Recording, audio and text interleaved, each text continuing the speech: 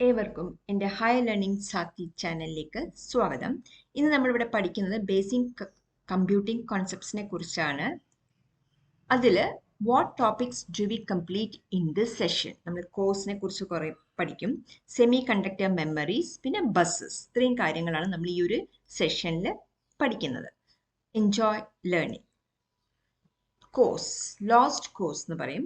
Main memory is referred to as core stores. ശരിക്കും എന്താണ്? ഒരു സ്റ്റോറേജ് ആണ്. Main memory is referred to as core stores. This term comes from the early large commercial computers. Memories of these computers were controlled by a matrix of intersecting wires, rather like a grid on the map. ഒരു grid എന്ന് പറഞ്ഞാൽ നമുക്കറിയാലോ, കുറേ small square boxes ആയിട്ട് form ചെയ്യുന്നത് തന്നെയാണ് നമ്മൾ grid എന്ന് പറയുന്നത്, അല്ലേ? അപ്പം ഇവിടെ ഈ മെമ്മറീസ് ഓഫ് ദീസ് കമ്പ്യൂട്ടേഴ്സിന്റെ memories were controlled by matrix of intersecting wires like a grid on the map. At each intersection of the grid was a tiny ironing or a core. ഓരോ ഇന്റർസെക്ഷനിലും എന്തുണ്ടായിരുന്നു? Core ഉണ്ടായിരുന്നു, which could be magnetized positively or negatively. To change the direction of the magnetic field needed a certain minimum electric current to pass through the core. ഈ ചിത്രത്തിൽ കാണുന്ന പോലെ ഇത് തന്നെയാണ് small square piece ആയിട്ട് പോയിട്ടുള്ള ഗ്രിഡ് എന്ന് പറയുന്നത്. അതിൻ്റെ അകത്താണ് ഇത് വരുന്നത്. Okay. Then semi conductor memories.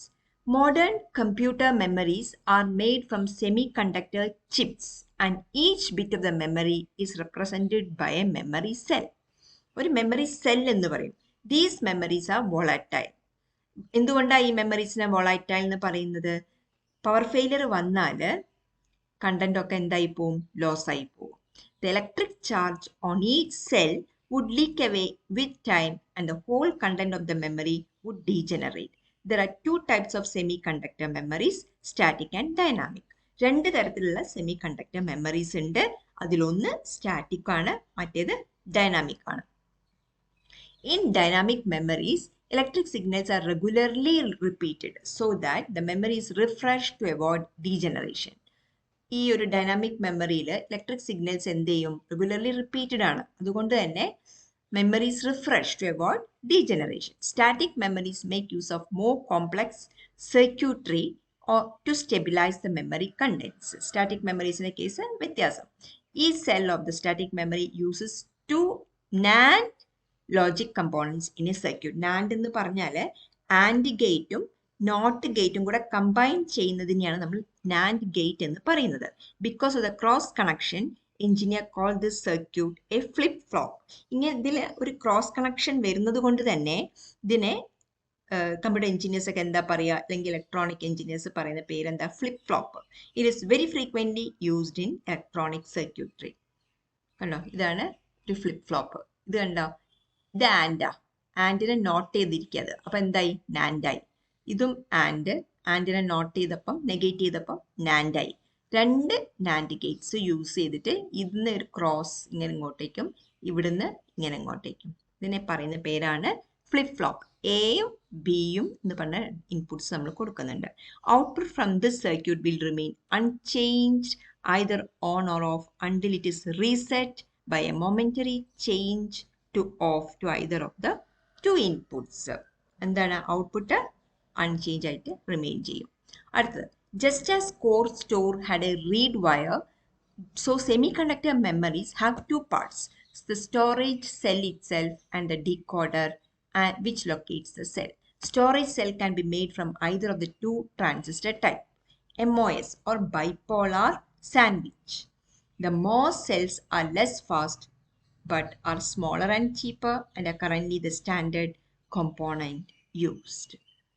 Bipolar sandwich അല്ലെങ്കിൽ MOS cells എന്നതിനെ പറയുന്നുണ്ട്, two transistor type.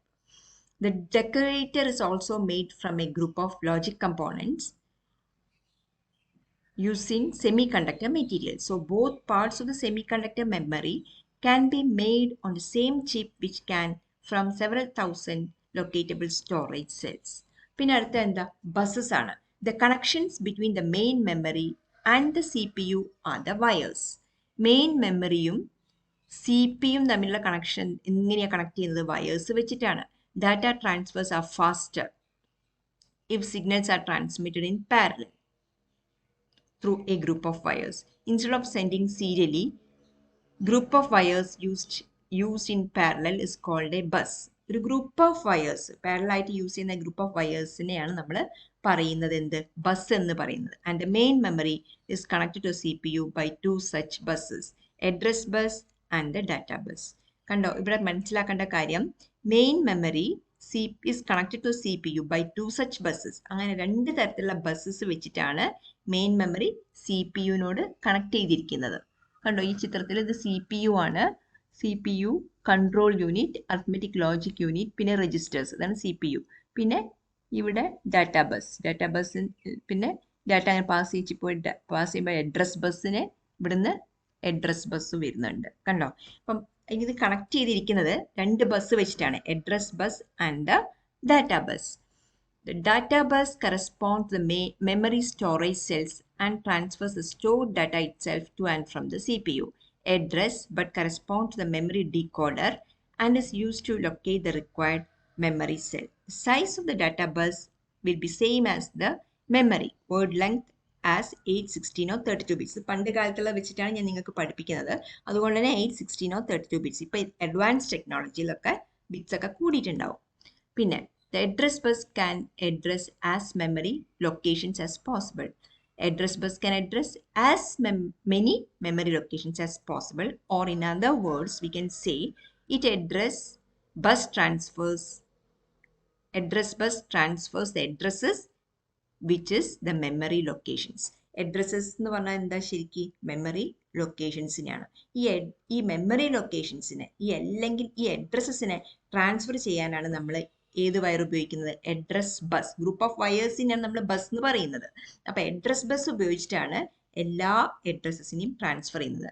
Data bus ഉപയോഗിച്ചിട്ടാണ് എല്ലാ ഡാറ്റേനെയും ട്രാൻസ്ഫർ ചെയ്യുന്നത്. ഇത്രയും കാര്യം ക്ലിയർ ആയെന്ന് വിചാരിക്കട്ടെ. നിങ്ങൾ ആദ്യമായാണ് എൻ്റെ ഈ ചാനൽ കാണുന്നതെങ്കിൽ സബ്സ്ക്രൈബ് ചെയ്യുക, ലൈക്ക് ചെയ്യുക, ഷെയർ ചെയ്യുക, കമൻറ്റ് ചെയ്യുക, തൊട്ടടുത്ത ബെല്ലൈക്കൺ ക്ലിക്ക് ചെയ്യുക. അപ്പം ഞാനിടുന്ന വീഡിയോസിൻ്റെ നോട്ടിഫിക്കേഷൻസ് നിങ്ങൾക്ക് ലഭിക്കുന്നതായിരിക്കും. Thank you. Stay safe. Stay blessed. Thank you.